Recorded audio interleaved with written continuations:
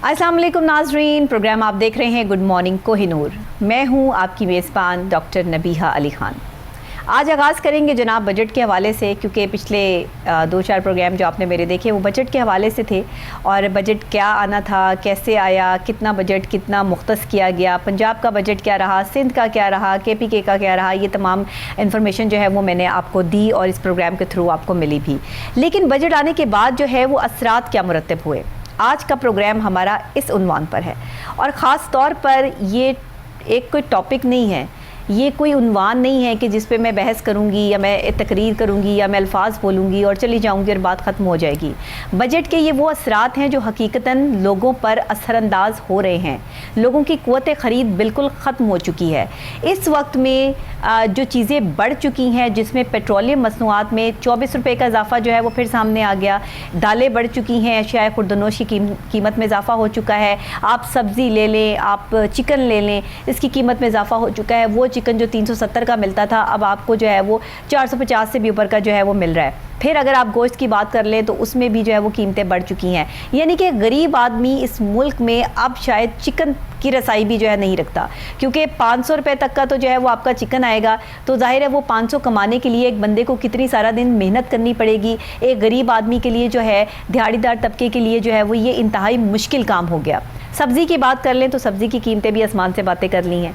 Fruit की बात कर लें तो फ्रूट भी मनमानी कीमतों पर जो है वो फ़रोख्त हो रहे हैं। अगर सरकारी नर्क की भी बात कर लें कि जी सरकारी नर्क जो हैं वो इतने लगाए गए हैं, तो सरकारी नर्क जो दिए गए हैं, दुकानदार ये कहते हैं कि हमने इससे महंगे दामों जो है वो आगे से ख़रीदा है और सरकार ने जो ये नर्क लगा के भेजे हैं ये हमारे साथ जो है वो ज़्यादती है। अब दुकानदार भी रो रहा है और ख़रीदार भी रो रहा है। दुकानदार जो है वो अकेला बैठा हुआ गाहक का इंतज़ार कर रहा है और गाहक की क़ुव्वत ख़रीद ख़त्म हो चुकी है। बजट आने के बाद जो है वो पाकिस्तान के ये हालात जो है वो नुमाया हो चुके हैं। इतना ही नहीं रहा, पेट्रोल डलवाने के लोगों के पास पैसे भी नहीं। पहले तो लोग 100-200 का पेट्रोल अपनी बाइक में डलवा लिया करते थे, लेकिन आज वो किस्सा भी ख़त्म हो गया, क्योंकि अगर आपको आना जाना है और सफ़र करना है तो 500 से ऊपर का पेट्रोल तो आपकी बाइक में होना चाहिए, तभी आप सफ़र जो है वो कर सकते हैं। अब तो ऐसा लगता है कि जैसे बाइक, गाड़ी या कोई और आपके पास जो है व्हीकल है तो वो ज़्यादा पेट्रोल पी रहा है। अब लोगों की सेंस और जो है वो साइकोलॉजिकल पॉइंट ऑफ व्यू से इतने ज़्यादा साइकी हो चुके हैं लोग कि वो ये समझते हैं कि हमारी गाड़ियाँ ज़्यादा पेट्रोल पी रही हैं और अब हमारे ज़्यादा पैसे लग रहे हैं। हालांकि पेट्रोल कंजम्पशन जो होती है वो एक ही जैसी होती है गाड़ियों की, तकरीबन जो थोड़ा बहुत आगे पीछे जो है वो हो जाता है। लेकिन इस वक्त में पेट्रोल की कीमत आसमान से बातें कर रही है और मज़ीद हुकूमत ये कहती है कि पेट्रोल की कीमतों में इजाफा किया जाएगा। बिजली के बिल अगर आप देख लें, गरीब आदमी का बिजली का बिल जो एक पंखा और 2 लाइटों पर गुजारा कर रहा है, 10 से 15 हज़ार रुपए का बिल जो है वो भुगत रहा है। और ये बिल न जाने वो अपनी चीज़ें बेच के, लोगों से उधार पैसे उठा के इस वक्त में जो है वो अदा कर रहे हैं। ये है पाकिस्तान का वो नक्शा जो मैंने आपके सामने खींचा है। आज से थोड़ा से पहले पहले चले जाएं तो कोविड बहुत ज़्यादा अरूज पर था। 2 साल हमारे बड़े जो है वो कोविड की नज़र हो गए। तब लोगों के कारोबार जो है वो बिल्कुल तबाह हुए, कारोबार बिल्कुल नहीं जो है वो हमारे सामने आया। लेकिन हमने उसमें तवानाई की भी बचत की और हमने अपने वसाइल की भी बचत की और हमने वो वसाइल और तवानाई जो है वो सेव करना शुरू कर दिया। आज ये बजट आने के बाद जो दौर आ गया है जिसमें पेट्रोल की कीमत भी बढ़ चुकी है, खाने पीने की अशिया की कीमतें भी जो है वो आसमान से बातें कर रही हैं। लेकिन जो रेगुलर बेस पे आप घी, पत्ती, चीनी, आटा, दालें इस्तेमाल कर रहे हैं, ये तो आपने खानी खानी है। जब तक इनकी कीमतों में कमी वाक़या नहीं होगी, अब इसका अल्टरनेट बंदा क्या सोचे। अब अगर आप पेट्रोल नहीं डलवाएंगे तो फिर आप जो है वो अपनी जगह पर जाएंगे कैसे। और ये जो लेविश गाड़ियाँ, लग्जरी गाड़ियों का लोगों को शौक है, ये वो लोग रखते हैं जो इतना पेट्रोल अफोर्ड कर सकते हैं, उनके लिए मुश्किल काम नहीं होता। हम एक गरीब आदमी की बात कर रहे हैं। एक गरीब आदमी जो साइकिल पर है उसके लिए अब जो है वो आसानी हो गई है, क्योंकि उसने जो है वो साइकिल पर सफ़र करना है, उसको पेट्रोल डलवाने की जो है वो कोई दिक्कत नहीं है। मैं तो कहती हूँ दौर इस वक्त में अपने आप को वसाइल को समझते हुए, अपने मसाइल को समझते हुए, वसाइल की कमी को समझते हुए हमें जो है वो अपने आप में सादगी अपनानी होगी। ये मैं हुकूमत वाली बात नहीं कर रही, लेकिन ये मैं हकीकतन बात कर रही हूँ जो हमें हमारे इस्लाम ने सिखाई है।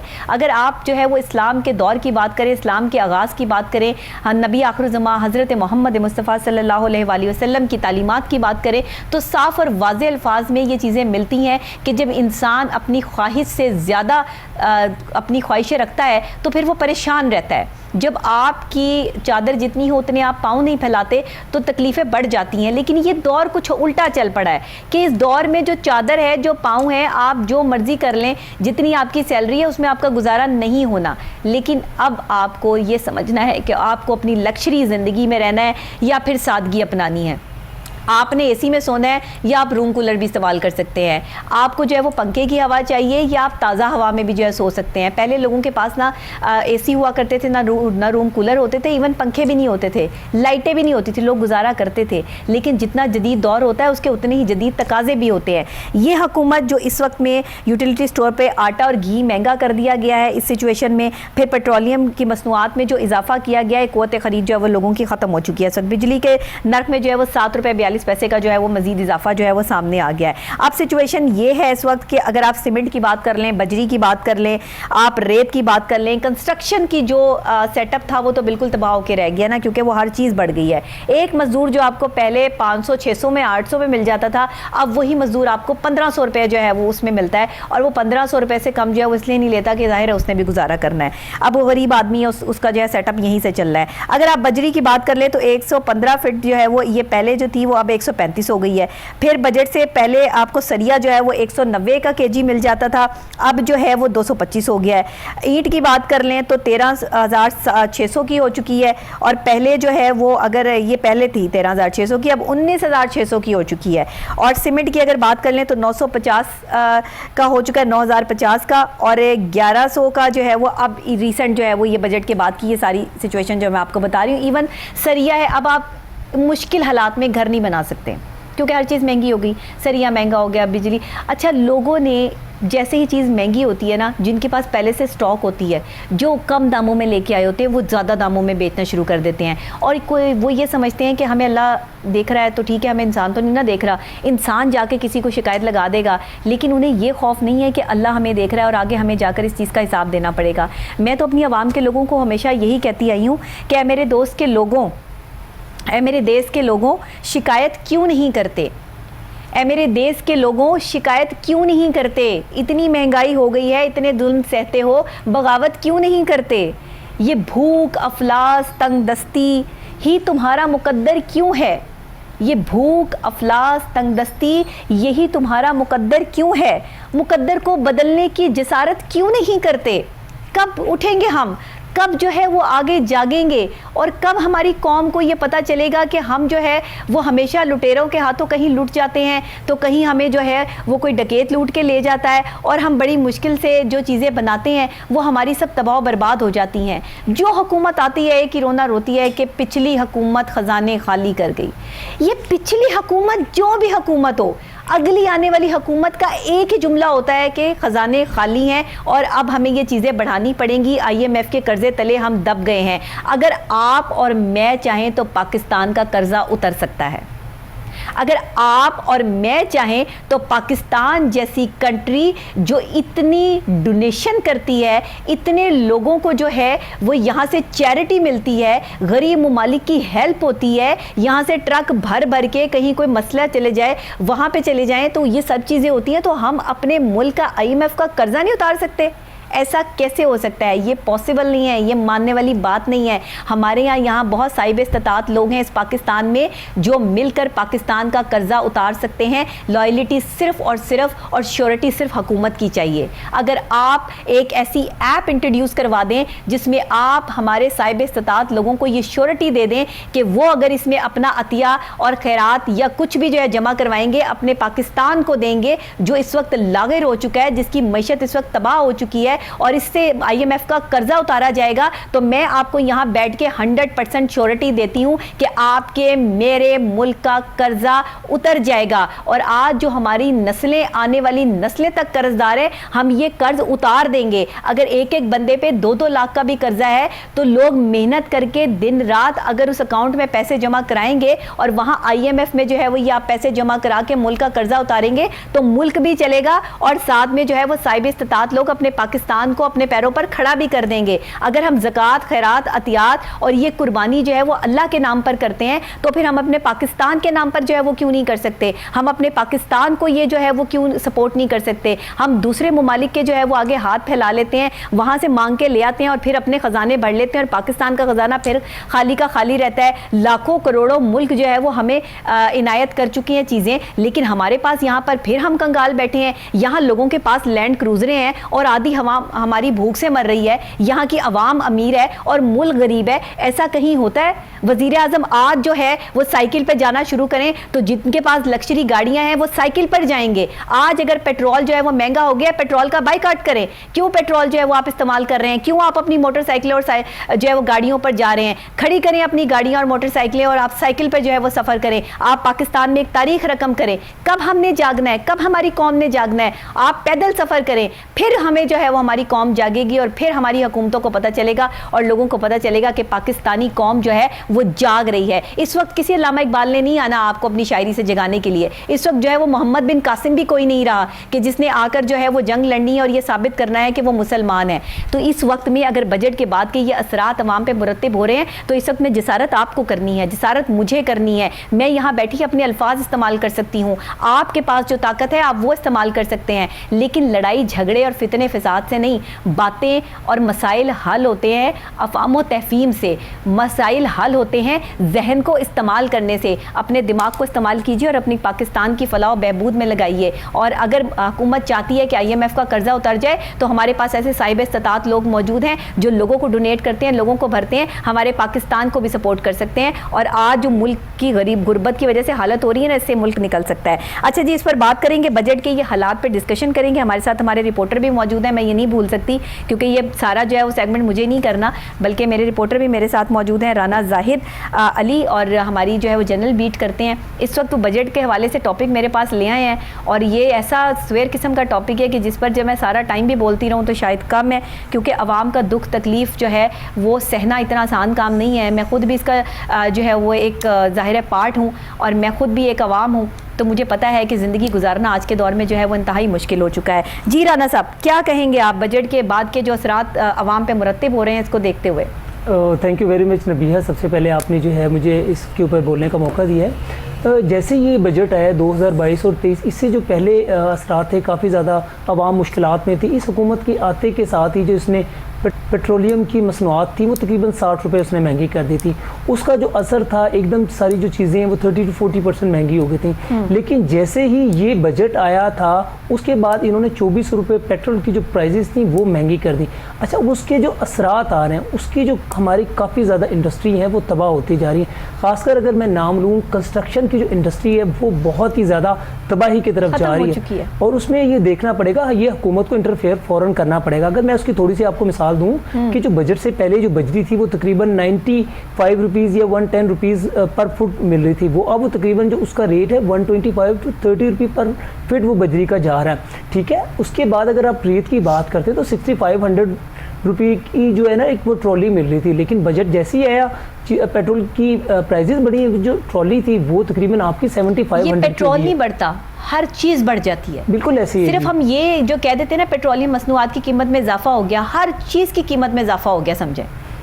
बिल्कुल, ये सिलसिला कब तक चलता रहेगा? ये बिल्कुल आपने बड़ी अच्छी बात की थी कि देखिए आपने एक बात की यहाँ पर कि हम अपने हकूक़ के लिए क्यों नहीं उठ खड़े होते हैं? क्यों नहीं उठते? हमारी कौम सोई पड़ी है इस वक्त, हम सो चुके हैं, नहीं जागते, कोई जिसारत नहीं करते, कोई हम जो है वो हमें कोई ऐसे लोग मौजूद नहीं जो आकर जो है वो एहतजाज करें। हम इतने पर्सनैलिटी और आइडियलिस्टिक कौम हो चुकी है, हमारे ऐसे ऐसे आइडियल है कि हम अपने आइडियल के पीछे अपनी जान तक देने के कुर्बान कर दे के लिए तैयार हो जाते हैं। लेकिन जो हमारे बच्चे भूख से घर में जो है वो सिसक रहे हैं, जो हमारे पास पेट्रोल डलवाने के पैसे नहीं है, जो हमें जो है वो लोगों से उधार पकड़ के और अपनी महंगी तरीन चीज़ें बेच के बिजली के बिल अदा करने पड़ रहे हैं, वो हमें नज़र नहीं आती चीज़ें। उसने हमें जो है वो सुला रखा है कि सो जाओ।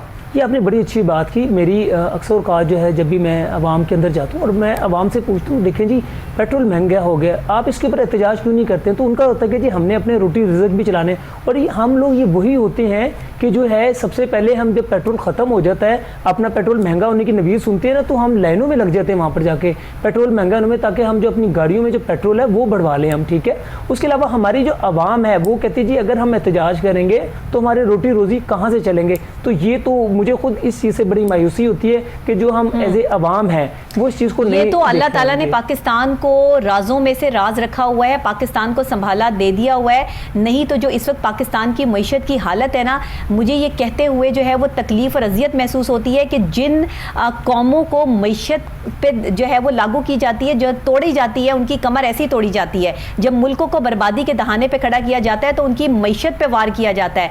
आज वो जंगें नहीं होती कि जिसमें आपको जो है वो तोपों से मुकाबला किया जाए। आज जंग है, मईशत की जंग है। आज जंग है, आप वार कर रहे हैं, पीठ के पीछे वार कर रहे हैं। यहाँ अमीर तरीन आदमी भी चिल्ला उठा है, या गरीब तरीन आदमी भी जो है वो कब्र में जाने तक के उसके पास पैसे नहीं रह गए हैं। तो ये सूरत हाल रही तो आगे हम पाकिस्तान को किस तरह चलाएंगे। हमारे साथ आसिफ साहब जो है वो मौजूद हैं। मिर्ज़ा आसिफ बेग साहब ने हमें जो है वो ऑन कॉल ज्वाइन किया, सीनियर तज्ज़ियाकार हैं। वो इस पर अपनी क्या राय रखते हैं, और क्योंकि माहिर मौशियात हैं, प्रॉपर तरीके से समझते हैं कि इस टाइम जो है पाकिस्तान की मईशत कितने पे खड़ी है, वो ही हमें कोई इसमें से पॉइंट रेज कर सकते हैं, बता सकते हैं कि सूरत हाल को कंट्रोल करने के तरीक़ेकार जो है वो क्या हैं। जी मिर्ज़ा साहब, अस्सलाम वालेकुम। वालेकुम। बहुत शुक्रिया, आपने हमें ऑन कॉल ज्वाइन किया। सर ये बताइएगा, जो इस सिचुएशन है, आप मेरी बात सुन रहे होंगे, तो मैं चाहूँगी आप उसका जो है वो हमें जवाब ज़रूर दें।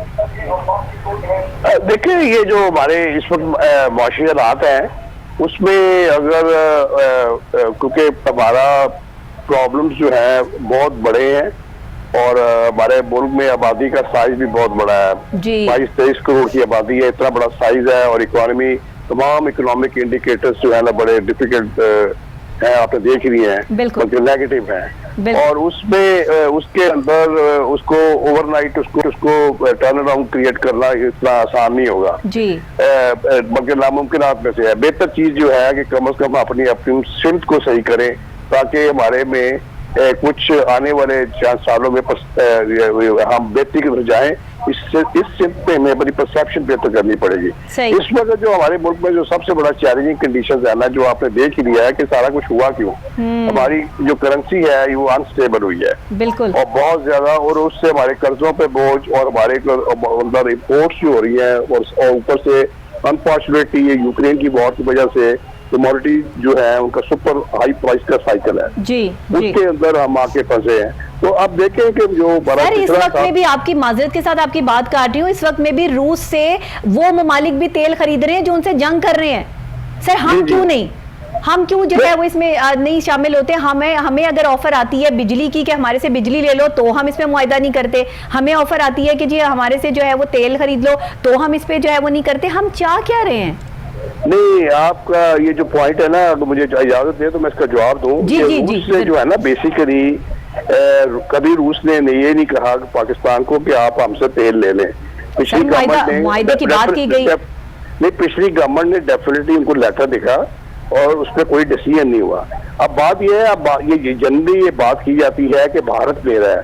भारत की एज सच गवर्नमेंट नहीं ले रही, उनकी जो प्राइवेट कंपनीज हैं, जिस तरह जो रिलायंस ग्रुप है, उनकी अपनी रिफाइनरीज हैं जो 2.5 लाख बैरल जो तेल को रिफाइन करती हैं, वो ले रही हैं, और उनके रिफाइन किए हुए वो प्रोडक्ट्स हैं जो है वो लेके उनको एक्सपोर्ट कर रही हैं, और उनको एक्सपोर्ट पे एडवांटेज है। अब इसमें देखना यह है कि जो रशियन क्रूड ऑयल है ना जी, उसके कंटेंट्स डिफरेंट हैं। हमारे मुल्क के अंदर ना तो कोई प्राइवेट सेक्टर में इतनी बड़ी रिफाइनरी है, और ना ही फैसिलिटीज हैं कि हम उनके कंटेंट्स को रिफाइन करें। उसमें हमें मजीद इन्वेस्टमेंट चाहिए होगी। बिल्कुल। तो जो मुल्क जो है रशिया से तेल इम्पोर्ट कर रहे हैं, उन्होंने ओवर ए पीरियड अपने आप को उस पोजीशन में किया हुआ है कि उनको प्रोडक्ट्स को डील करके रिफाइन करके आइदर लोकली इस्तेमाल करें और एक्सपोर्ट करें। सर ये जिस तरह चीजें बढ़ चुकी हैं यहाँ पर, आप क्या समझते हैं कि आने वाले टाइम में क्या पाकिस्तान की मईशत को सहारा मिलेगा?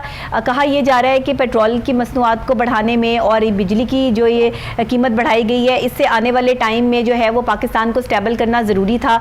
आप इससे जो है वो क्या कहेंगे? आप देखें ना, ये जो पेट्रोल की कीमतें बढ़ाई हैं उसमें I think it is a step in the right direction, क्योंकि आप तेल को सब्सिडाइज कर रहे हैं। इंपोर्टेड आइटम है जिसकी पेमेंट आप डॉलर में कर रहे हैं और उसको सब्सिडाइज कर रहे हैं। कब तक करेंगे? मतलब गवर्नमेंट जो है रुपये तो प्रिंट कर सकती है, डॉलर तो प्रिंट नहीं कर सकती। तो इसीलिए जो है हमारे मुल्क में सबसे बड़ा जो मसला है ना, वो है हमारे ट्विन डेफिसिट। तो डेफिसिट क्रिएट कर रहे हैं। और नंबर 2, हमारे मुल्क के अंदर ये हुआ कि पिछले फाइनेंशियल ईयर में हमारा इंपोर्ट का टारगेट था $55 बिलियन। हमने इंपोर्ट किया 76-77 बिलियन डॉलर के करीब। अनकंट्रोल जो हम कर रहे हैं जो इंपोर्ट्स, ठीक है, उसमें एसेंशियल आइटम्स भी हैं, लाइक क्रूड ऑयल है, LNG है और एडिबल ऑयल्स हैं। उसके अलावा और भी बेशुमार इंपोर्ट्स हैं जिसके अंदर काफी सवालिया निशानात हैं। तो अगर आप इंपोर्ट करेंगे, एक्सपोर्ट में अपना बड़ा गैप होगा। $45 बिलियन का ट्रेड इम्बैलेंस है। 31 बिलियन डॉलर के करीब हमारी इनवर्ड रेमिटेंसेस हैं। 14-15 बिलियन डॉलर का आपका डॉलर टर्म्स के अंदर डेफिसिट है। सही, तो सही। ये इसलिए करेंसी के ऊपर प्रेशर आया, रुपए की कीमत गिर रही है और हमारे कर्जे भी बढ़ रहे हैं और मुल्क के अंदर महंगाई नेचुरली बढ़ेगी।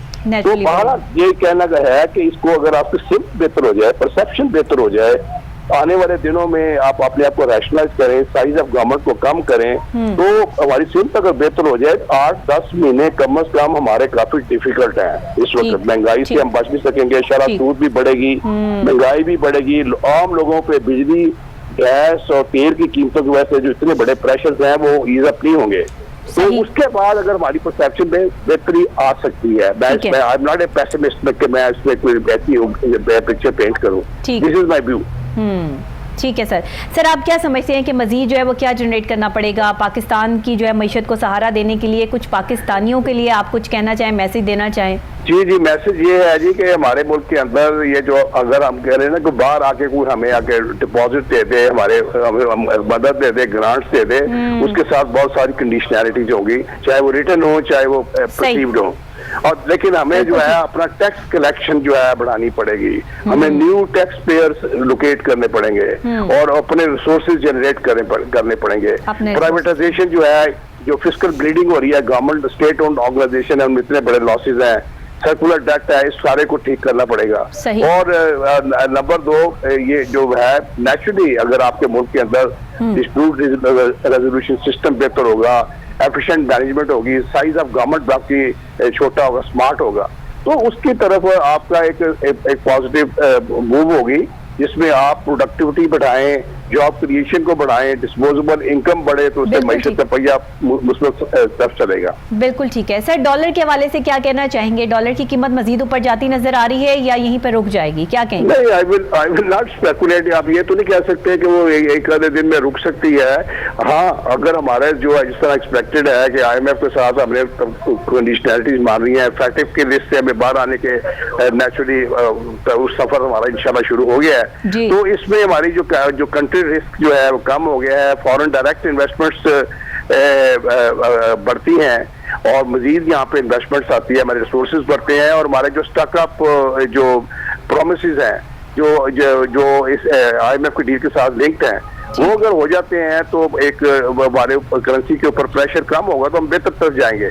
नेचुरली कल रात को बड़ी अच्छी पॉजिटिव डेवलपमेंट हुई है, तकरीबन 6-6.5% तेल की कीमत गिरी है। खुदा करे ये जो है तेल की कीमतें नीचे आने का सिलसिला तेजी से जारी रहे। तो हमारे और ऑलरेडी आपने देखा है एडिबल ऑयल पाकिस्तान तकरीबन $4-4.5 बिलियन का इंपोर्ट करता है साल का, उसके अंदर 25% कीमतें गिरी हैं।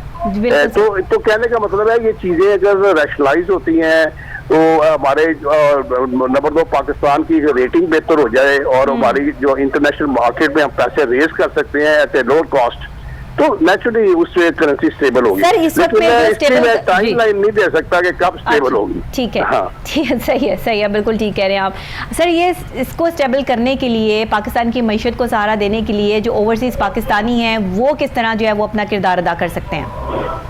ओवरसीज पाकिस्तानी डेफिनेटली आप देखें ना, ओवरसीज पाकिस्तानी तकरीबन 31-32 बिलियन डॉलर के दरमियान उनकी रेमिटेंसेस आ रही हैं और रेमिटेंसेस में अभी भी काफी हद तक ये इसमें जो इंक्रीज हुआ है वो ये उसको बैंकिंग चैनल्स में उनका फ्लो बढ़ा है, मजीद इसमें बढ़ना चाहिए। लेकिन दूसरी बात यह है हमारे ओवरसीज पाकिस्तानी जो हैं उनको हमें एक अपनी इन्वेस्टमेंट के लिए मेन्यू लिस्ट को बढ़ाना होगा। हमारे पास इस वक्त ओवरसीज पाकिस्तानी के पैसे को इन्वेस्ट करने के लिए क्या ऑप्शन है? सिवाय ये कि उनके पास प्रॉपर्टी में इन्वेस्ट करते हैं, उसमें कोई ना कोई डिस्प्यूट क्रिएट हो जाते हैं, या इस बार जो गवर्नमेंट का जो बजट आया है उसमें पहले पिछली गवर्नमेंट ने फोकस था कंस्ट्रक्शन की तरफ, अब फोकस जो है कंस्ट्रक्शन इंडस्ट्रीज को, उसमें सारे काफी सारे इंसेंटिव जो है उनमें तब्दीली आई है। सही, तो उससे जो है अगर आपकी कंसिस्टेंट पॉलिसीज नहीं, चेंज ऑफ गवर्नमेंट से पॉलिसीज चेंज हो जाती हैं तो ये कॉन्फिडेंस शेक होगा।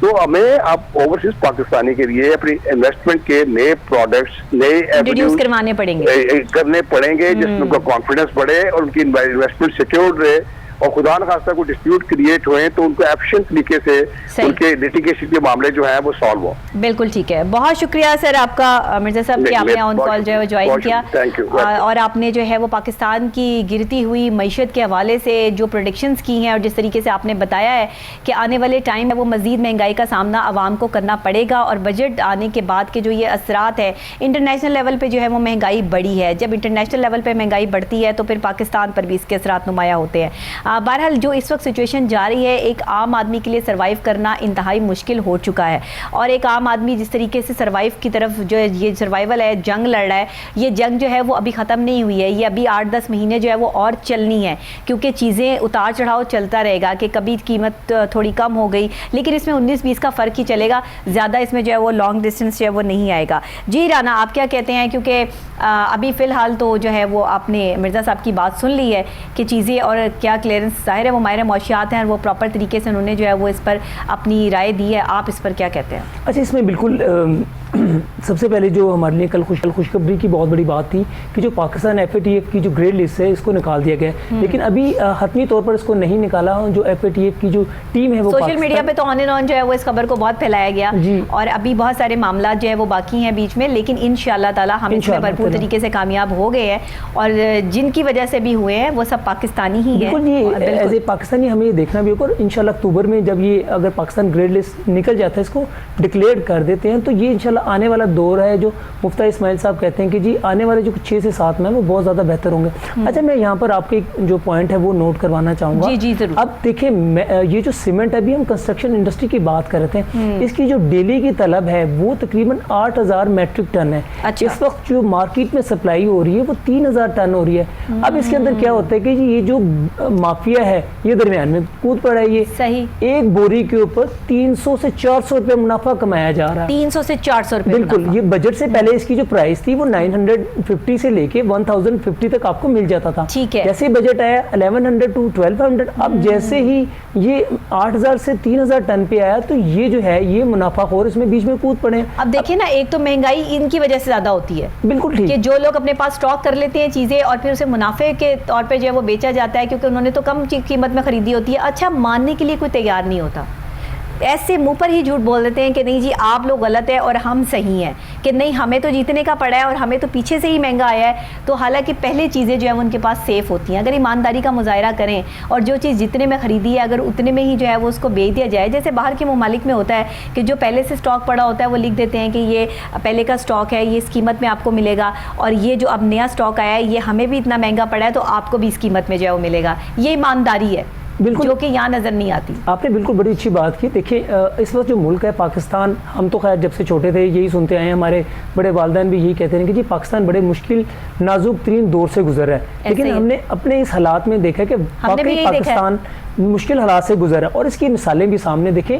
पेट्रोल महंगा हो चुका है, अभी जो सैलरी थी 21,129 थी, जो मिनिमम वेज था वो गवर्नमेंट ने 25,000 कर दिया, लेकिन ये गवर्नमेंट अप्लाई होगा, कहाँ पर अप्लाई होगा, ये गवर्नमेंट इदारों में अप्लाई हो जाएगा। ये कुछ ऐसी कंपनीज होंगी, इदारों में कौन अप्लाई करेगा? बिल्कुल, प्राइवेट इदारे ऐसे हैं जो 15,000 के ऊपर वेज रेट के ऊपर भी काम करते हैं, 22,000 के ऊपर भी, 20,000 के ऊपर भी। तो नबिया आप मुझे बताएं कि एक 20 या 18,000 15,000 रुपये कमाने वाला, वो 600 रुपये किलो वाला ऑयल, 250 रुपये किलो वाला वो जो है अपना पेट्रोल किस तरह लेगा? मुफ्ती इस्माइल साहब ने, हमारे वज़ीर ख़जाना साहब ने तो बड़ी आसानी से कह दिया कि जी पेट्रोल को हमने मजीद बढ़ाना और पाकिस्तान को हम बर्दाश्त नहीं कर सकते हैं, यानी कि लॉस में जाए। जब इनकी गवर्नमेंट आई थी तो इनको पता था कि जो पिछली जो गवर्नमेंट IMF से मुआहदा करके गई, इमरान खान साहब खुद भी 10 रुपये कम ऑयल को करके गए। ये बड़ा इनका स्टैंड होता है कि जी इन्होंने 10 रुपये कम करके ज्यादती की, तो आपने 1.5 महीना क्यों इंतजार किया? आपको भी चाहिए था कि अगर पेट्रोल की प्राइसेस बढ़ानी है तो आप उनको आहिस्ता आहिस्ता बढ़ाते।